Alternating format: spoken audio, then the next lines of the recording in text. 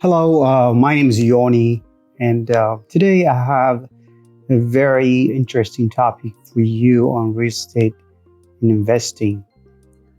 But before we move forward, I would like to put out this disclaimer that I'm not an attorney, I'm not an accountant, I'm not a tax advisor, nor do I a financial advisor. This is just purely for your educational purposes. That said, let's move forward with today's topic. It is the power of real estate investment. This is something that we discovered the last 2 or 3 years learning about real estate, and we thought that to share this with you and take you through the description of how you can make yourself financially independent by investing on real estate. The power of real estate investment. So I'll use those three entities here to describe to you how does cash flows among society. Okay, you've got the people, you've got the banks, and you have an investor, right? So I'll show you who gets most of the cash flow in a society. First step is you've got the people who has jobs. They go and earn the money and they open an account, a checking or saving account, and they deposit their money in a bank, right? In return, the bank will pay them 1% interest rate on their money.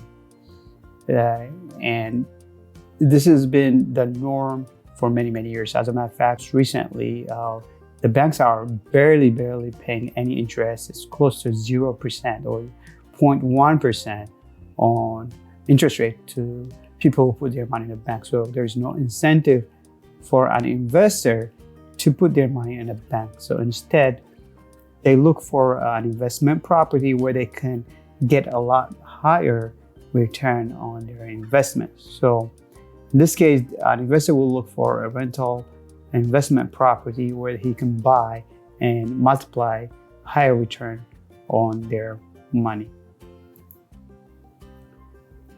So this particular investor, for example, he ends up buying a 3-unit property. It means 3 families can rent this place. There are 3 different apartments in this place. And he puts down his own $34,500 as a down payment, while he gets $103,500 from the bank as a loan. And that loan is paid back to the bank at 5.25 interest rate, right? This is just how the money will be flowing at this stage. This is what happens when you usually buy your own house where you live. There's no cash coming towards you. You always are paying the mortgage, so always cash is going out of your pocket. So this is where it ends when you buy a property that you currently live or your house, right? But if it is an investment, there is a positive cash flow that will be coming in to this property, okay? In this case, those 3 people will be also renting your place, let's assume that. And the total gross rent income on this property will be about $28,380 every year, okay? Those 3 people have different jobs, different source of income, this kind of diversified jobs, and yet they'll be ended up paying you rent throughout every year for this amount. And as an investor, your total return in this case will be 11.1% on the total value of the property, okay? The $138,000. Your down payment plus the loan is what the value of the property. So there will be getting 11.1% interest rate. What this means is basically you have that much cash and somebody's paying you, or the bank is paying that 11.1%, even though the whole amount, the $138,000 is not yours. That's what the return on investment the investor gets.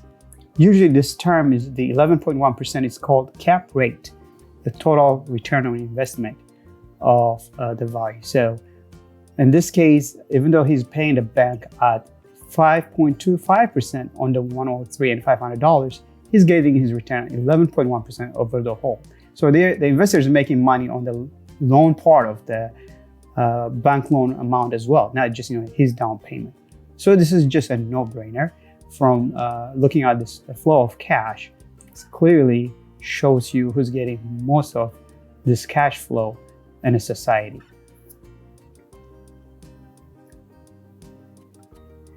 Here, I just want to show you a quick breakdown of the $28,380 every year. Of course, the whole amount is not coming to your pocket as an investor. You'll be paying about 24% of this money to the bank at the interest rate, 5.25%. And in this case, it came out to be a total of $6,858. And you do have operating expenses such as property management, property taxes, insurance, loan care, expenses that you need to expense every year, about 31%, okay? Or a total of $8,760, okay? And there, you will have some repairs, of course, leaks and vacancies, and you should have a reserve of about 15%. This 15% is maybe or may not be every year. It's just something you have to budget for, regardless the actual expense during those years. So the net income that will be coming to your pocket for this particular investment is about 30%, or $8,504. That's how much you will make every year from this investment, one investment. You'll be getting this much money. So let's say you have a job that's paying you approximately about $42,000, and you say, hey, I just want to create an investment portfolio that will help me to retire now, right? Or within the next 5 years. What do I need to do to replace my job that's currently paying me $42,000 every year? So in order to do that, all you need in this case is about 4 property, right? If you multiply 4 properties by this net cash of $8,504, that will give you closely around $42,520 every year. So if you have 4 of those property, basically you will start earning $42,500 net cash every year. This is not gross, again, as a reminder. This is the net cash that will be coming to your pocket after paying the mortgage, operating expense, and repairs. So as I said earlier, if you're getting paid like $20 an hour today, that will give you about $41,600 per year, right? So we'll compare the two. It's closely about the same amount of cash, net cash that we're bringing in every year. And it will show you the breakdown, what this means from tax perspectives and who gets the most benefit.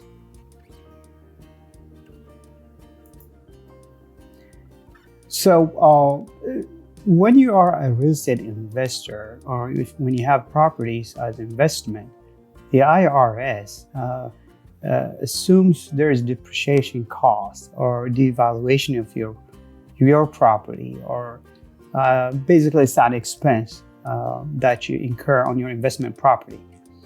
And that, in this particular example, let's say if you have 4 properties, IRS will give you a break about $17,348 every year as a depreciation. What this means is your taxable income, as far as the IRS is concerned, is about $25,172. This is basically when you take $42,520 minus $17,248, you get this taxable income. Okay. However, if you have a job that's making you $41,600, you don't get any depreciation. The whole amount will be taxable in this case.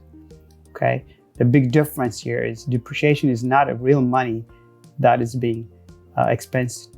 It is just what the IRS thinks how much your expenses are. So when you look at a taxable income, right, that will put you now in a lower tax bracket. In this case, it's 12%, versus if you are just have a full-time time job, your tax bracket, if you're bringing 41,000, your tax bracket will be 22%. That's just how the IRS assumes. The IRS thinks you're making less money as an investor than actually earning that job, even though in reality you brought in almost the same amount of cash. So your income after tax is about $22,951 as an investor, but your income, if you have a job after tax, it will be $32,448 every year. So don't forget, there's depreciation that the IRS thinks is money that came out of an expense. In reality, that money still stayed in your pocket. It didn't go anywhere. So that will give you a net total cash about $39,499 per year. While if you have a typical job, your net cash will be $32,449. So there is a huge difference between the two. As an investor, you're bringing in almost 93% of your net income generated from the investment, while if you have a typical job, you are only bringing in 78% of your total income that you earned. There is a huge difference between the two, as you can see clearly laid out here. One thing that I haven't really talked about and the most exciting about this is after 20 or 30 years, your properties will be this time paid off by your tenants, right?